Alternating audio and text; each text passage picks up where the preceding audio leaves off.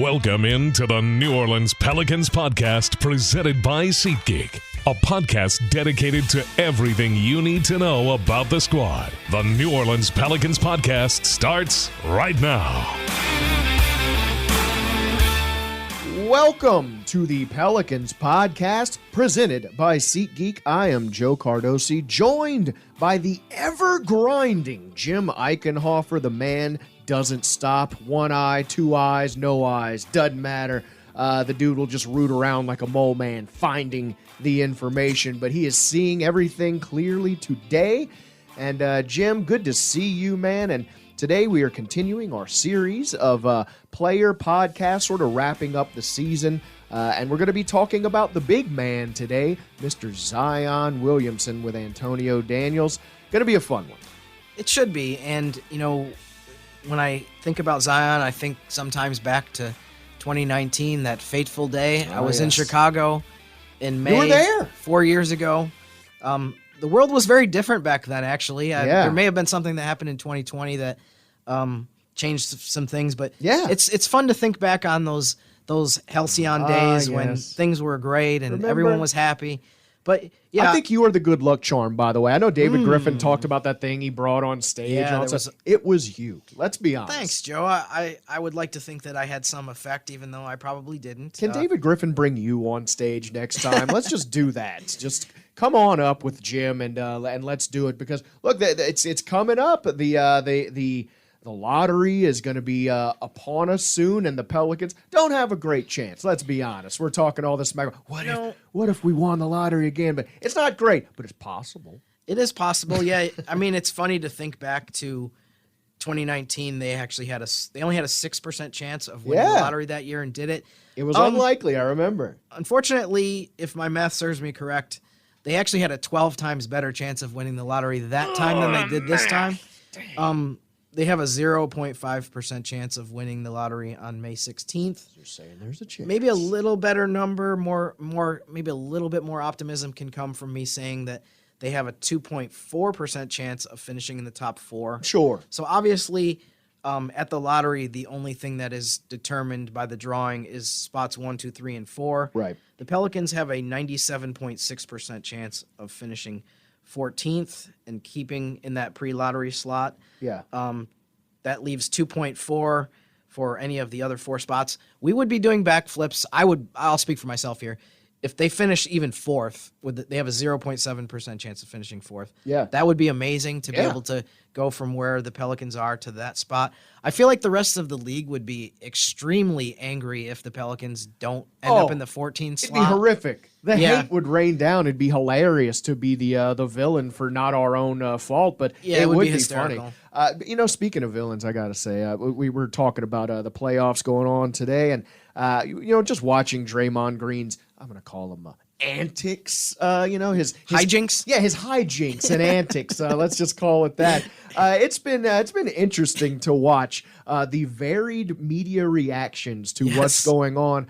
Because I remember flipping on the television and watching him trampoline a man, and thinking that seems a bit egregious, but not a little over the top. Not everyone seems to agree. Some people seem to think like, he just kicks his legs and flails that way. Yes, I don't know. It just seems to be only him. I don't know. I mean, there was the time too where he used Billy Hernangomez's shoulder, I believe, as like chicken a lever to get off the floor. I don't know. I guess there was no teammate nearby to help him off the floor, so he said, "Hey, this Hernangomez elbow or arm or shoulder or face looks like something I could use to get me off the floor." There was also Herb Jones in the face. Yeah, I was going to mention that as well. Yeah. I think speaking of media reactions, I think one of the things that's hilarious is how many people try to treat every single incident as though it's in a vacuum, as though like it's the first time that he's ever done anything.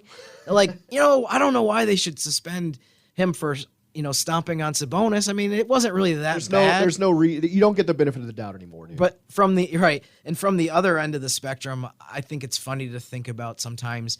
If you didn't know anything about the NBA and you never watched basketball, you never seen any highlights, and you saw one of the recent clips, I believe it was either TNT or ESPN, had like kind of a low light reel of him kicking Steven Adams in a sensitive area, him punching LeBron or using a fist for the undercarriage of LeBron. I mean, if you Dylan Brooks too picking up the mantle for that, continuing to hit LeBron in the groin. But if you think about it though, if you didn't know, how would you react if you didn't know anything about basketball and you saw that highlight reel of him continually doing damage to people's groins? What would you say? I mean, seriously, they'd be like, how is this guy still allowed to play the sport? Right. What? Someone hit him with a stick. Maybe someone should do something about this at this point. Something should be. It's out of control. Yeah, like, is this even the same sport? Is he just an enforcer? Right. There's a UFC NBA that has been started that we didn't even, no one knew about. Yeah, I didn't know you could open up the mosh pit in the paint, but apparently you can if you're Draymond Green. So yeah, that's been interesting to watch. Just the people enjoying and not enjoying his antics. I gotta say, I'm one of the haters, and it's been interesting to see people still giving him the benefit of the doubt. But look, we got to talk about our own mess. We got our own team to deal with because we want to be whooping up on those Golden State Warriors in a year or two. And a big component of that is going to be the big man, the man you were there to see, the lottery. Chips fall where they might, so we could get him, Mr. Zion Williamson. Must have been weird getting confused for him all night, too. It's weird that y'all wore the same thing for draft night, too. Yeah, that happens all the time to me. I mean, I know. Me and another guy that I have that, it's really odd if you think about this in this three-person dynamic, but Jonas Valanciunas, I get confused for him all the time, too. So, yeah. He looks nothing like Zion. Somehow you look like them both. It's incredible. Yes. You're just a malleable man. Yeah, it's funny, beyond the people in Chicago in 2019 getting confused between me and Zion, I think the really overall overriding reaction at the time is kind of funny too when you think about it, was actually mostly people. If I was wearing a shirt that had a Pelicans logo, people were congratulating me and saying, "Man, we're so glad that you guys won the lottery and not the Lakers or the Knicks." Yes. So that was a bright moment for me. I was very proud. Stephen A's Knicks rants at that point in Zion. I'd blocked it out and just came rushing back. So that's what I remember. That's one of my most, besides the Pelicans actually winning the lottery and shocking everyone with that, was just people congratulating me. Not really necessarily because they were happy for me, but more that they were happy that it wasn't a good night for a couple other franchises. It could be both. We like to see happy Jim and sad Knicks fans. Yeah, exactly. I was fine with it either way. And so, yeah, it was a great night and a foundational cornerstone piece for this franchise. And I think we still have to agree. We've yet to see what it could be with Zion there a whole season. And it's something we're going to talk about with our guest, Antonio Daniels of Bally Sports. Of course, you can catch him doing color commentary with Joel Myers there. But we want to talk about Zion with him and see what he sees in the young man's future, what he can do going forward, and what could have been.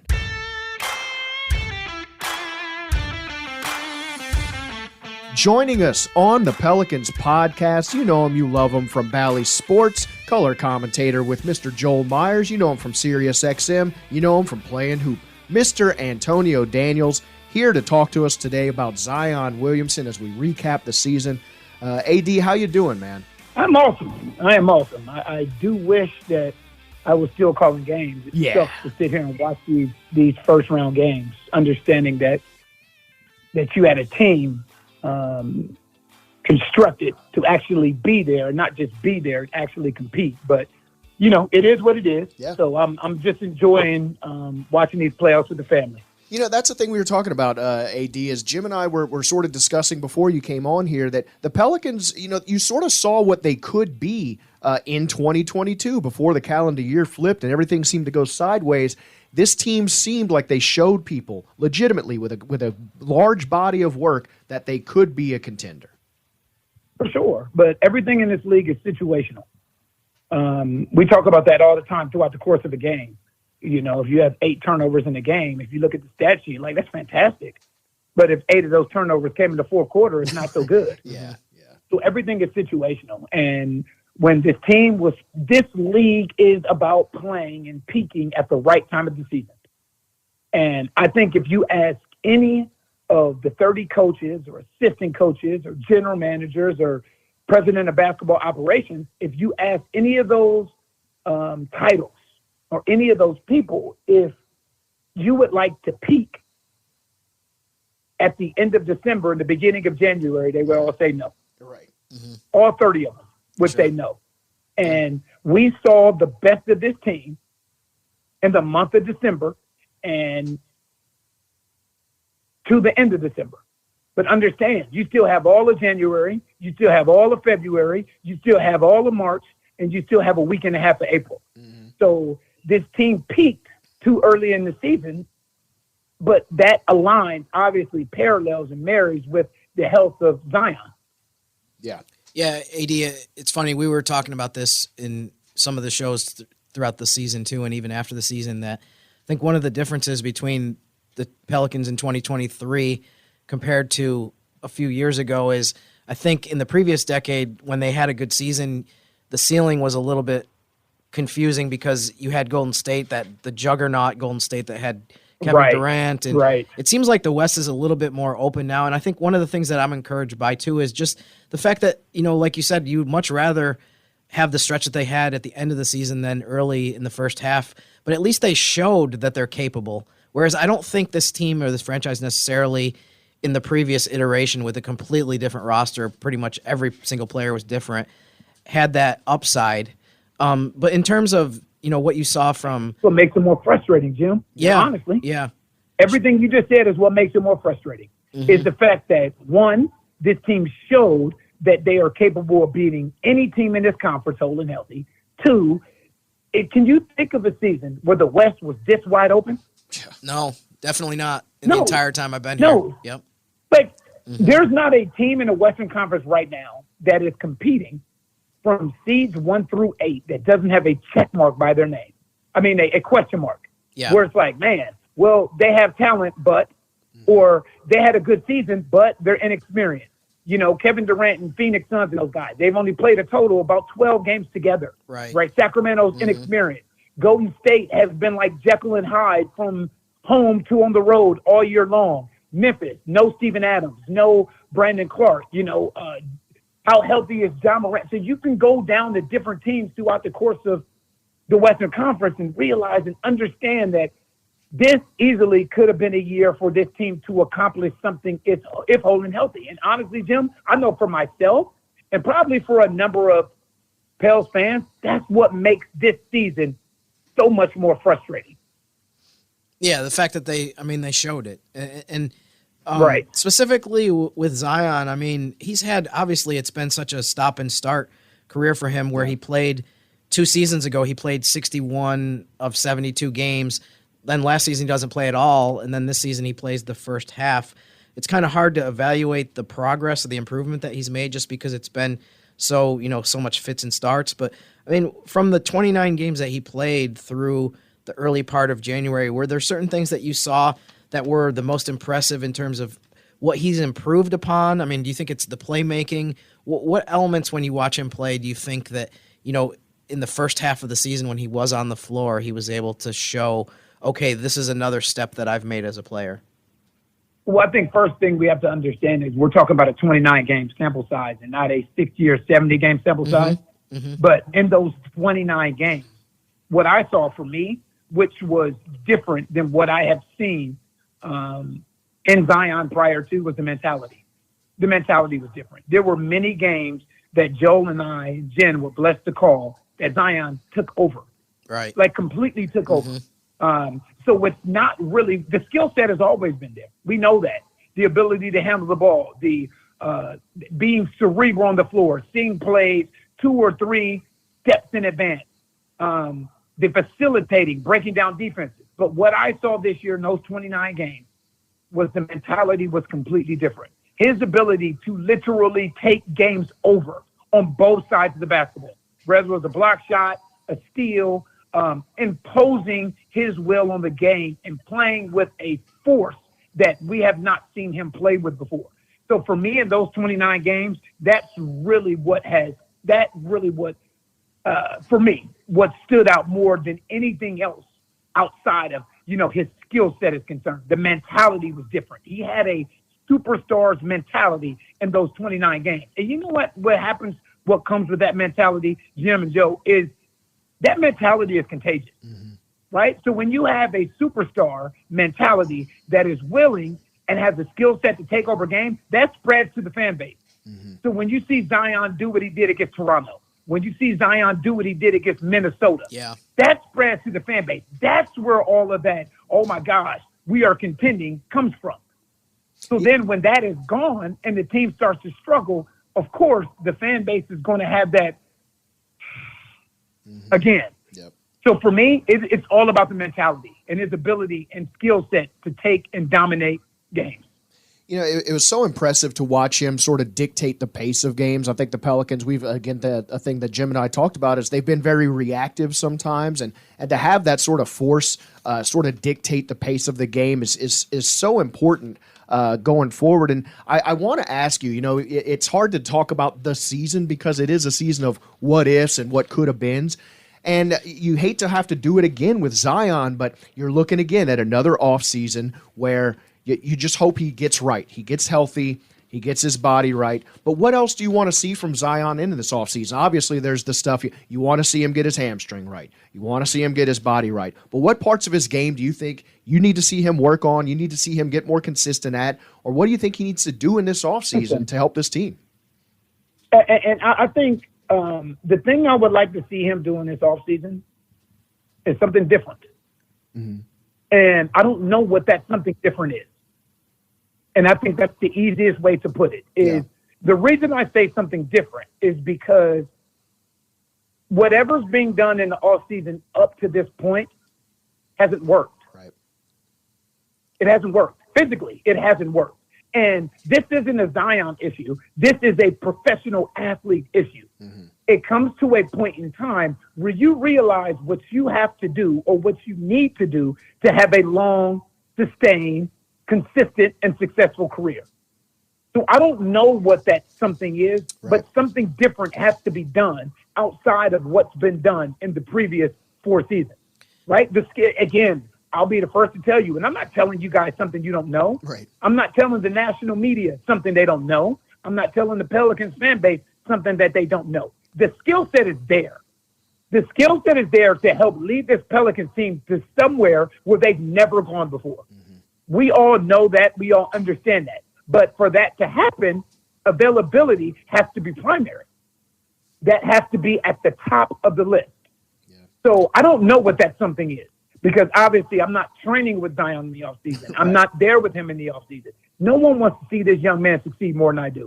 I know about all that he's gone through physically and mentally and how mentally draining it is to continue to recover from injury after injury after injury. What I say is whatever's been done in this offseason, something has to be done different to make sure that you come back different physically, which will lead to coming back different mentally, in my opinion. AD, you mentioned how, you know, when he was on the floor, the confidence of the team skyrocketed. And obviously when he was out, they went through a 10-game losing streak in January. And this is something that David Griffin addressed during the exit interviews. You know, maybe not even specifically just about Zion, but just overall. I feel like a lot of teams in the NBA are confronting the situation just on the way the league is trending, where you have to be prepared for all situations. You have to be ready if, you know, some of your guys are out. I mean, do you feel like that there are things that the Pelicans can do to be better prepared next season for situations they're shorthanded, and or maybe is it more just the development of some of the other guys will put them in a better position regardless, you know, meaning like the strides that Trey Murphy made, the fact that some of the other younger guys are getting better, like Herb had a really good close to the regular season and that kind of thing? Well, I think it's hard because I think every team in this league, Jim, is built around their stars. Yeah. And I've been saying this all year about this Pelicans team. Like, we can sit here and say, you know what, you need to prepare for Brandon Ingram playing 45 games or Zion playing 29 games. The fact of the matter is, I'm sorry, there's nothing Griff can do about that. Right. Yeah. Because your team is built around your stars, right? Even if you look right now at what's going on in the playoffs, right? The Clippers are without their top 2 guys. They haven't won since those 2 guys have been out. Yeah. You know, you look at Jonas Antetokounmpo being out for the Milwaukee Bucks. You go down the list of different teams. These teams are built around. There's no more professional sports league that's as star-driven as the NBA is. Mm-hmm. What I mean by that is the absence of one player or two players makes a huge difference. Right. I'm a silver lining guy, though. And what I've said all season, the silver lining to Zion only being there 29 games and BI being there for 45 or so games is the fact that what you just said is it speaks to the growth and develops and gives an opportunity for reps for guys like Trey Murphy, for guys like Herb Jones. Because what we saw in Trey Murphy now was something special that we would not have seen otherwise. Yeah. So, those guys were out for a significant amount of time, meaning Zion and BI. But I tell you what we saw in Trey Murphy is the budding of a young star. Mm-hmm. What we saw at the end of the season for Herb Jones is something to build around moving forward. So now, again, what this does is it gives you that confidence that if, and I put if in quotation marks, if Zion can come back healthy, and if BI can come back healthy, and you surround that with the leadership of CJ McCollum and the growth and development of these young players, what this team is truly capable of. It's scary. Yeah, absolutely. That's the thing, and I hate to keep harping on this and continuing to dangle the carrot in front of Pelicans fans, but the Pelicans as a team did make growing strides this season, and you did see the development, like Jim said, of Herb and of Trey, and maybe he wouldn't develop that way if he didn't get those starting minutes, if he wasn't, foisted into the lineup. It was a crazy ascension, and you just got to hope that now, with all of these improvements around a now healthy Zion, maybe, just maybe, we can actually see what this team can do next season. Fellas, let's keep it 100, man. Yeah. There's nothing more important in this league than health. Yeah. Nothing. I don't care which team you're talking about. There's nothing more important in this league than health is. And when this team went through that 10-game losing streak, because they're still young, because they're still inexperienced, because they're still impressionable, for a lengthy amount of time, it almost felt like that broke this team. Yeah. So they were at rock bottom, but didn't have the star talent to get them out of that hole. So to watch the growth, the progression of a guy like Trey Murphy, the growth and progression of a guy like Hurt, that's my silver lining of this season. Because those two guys, in particular, Trey Murphy, I'm telling you, we saw things from Trey Murphy this year that I don't think any of us expected. I'm not even sure if he expected it to come together this quick. But now that it has come together, it comes a lot of responsibility. But all of this aligns and marries with the fact that this New Orleans Pelicans team needs to be healthy. No ifs, ands, or buts about it. Absolutely. And we want to see that centerpiece of Zion anchoring down this team next season. Again, a disappointing end of the season, and we hate to be looking forward to what will be. But thanks for helping us look into the crystal ball and get us through it a little bit as we're still struggling through it, AD. Appreciate your time today on the Pelicans podcast, man. For sure, fellas. Always. Appreciate it. Anytime you guys need me, I'm here.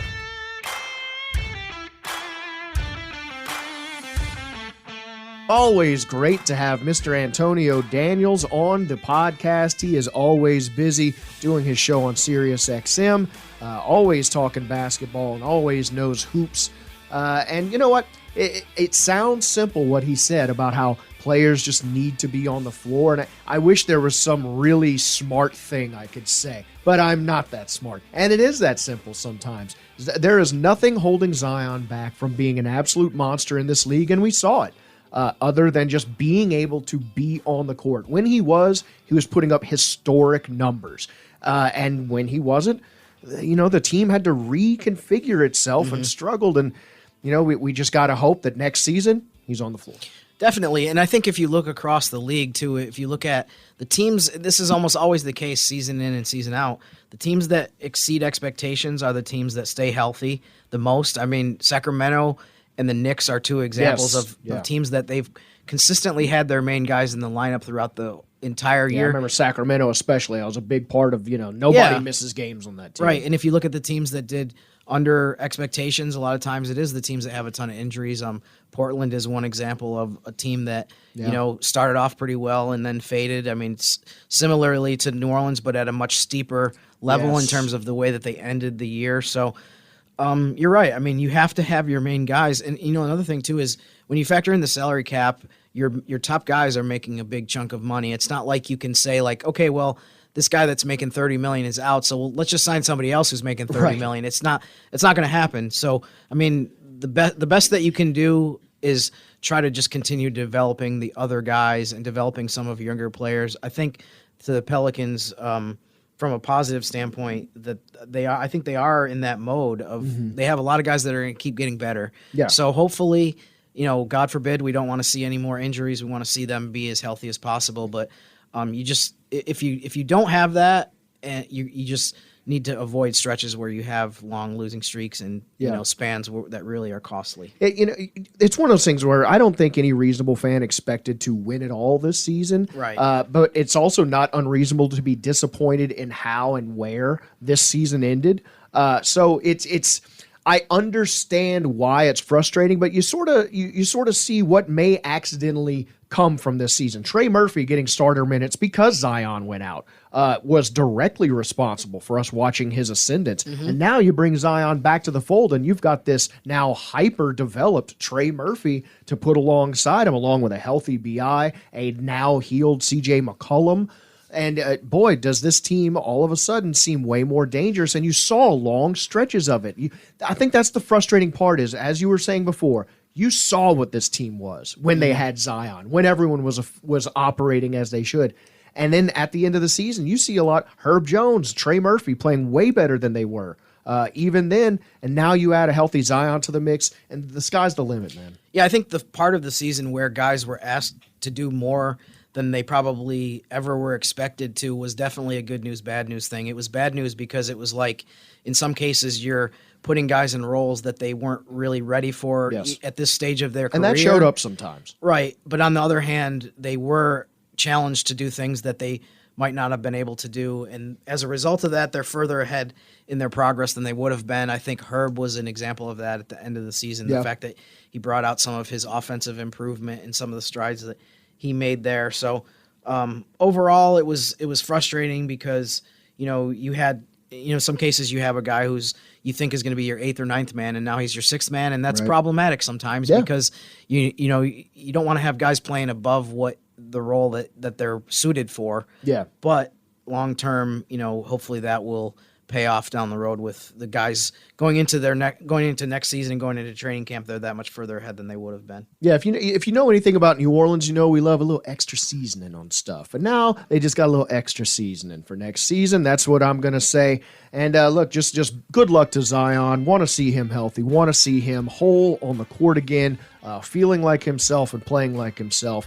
And we just got to wait and see what this offseason holds. Going to be exciting regardless. Jim, thanks as always for helping me along with this podcast with the information. I'm just a guy holding a microphone without Jim. And big thanks to Antonio Daniels for joining us as always. Huge friend of the podcast, huge friend to all Pelicans fans who like good info. Hey, continue to tell people, hey, the Pelicans podcast is doing a daily podcast now. What? Just for this off-season little stretch here. So we will be back tomorrow. That is Thursday. With another podcast focusing this time on Mr. Jonas Valanciunas. So going to be a fun one. Stay tuned for that one, and we will talk to you then. So until then, go Pels.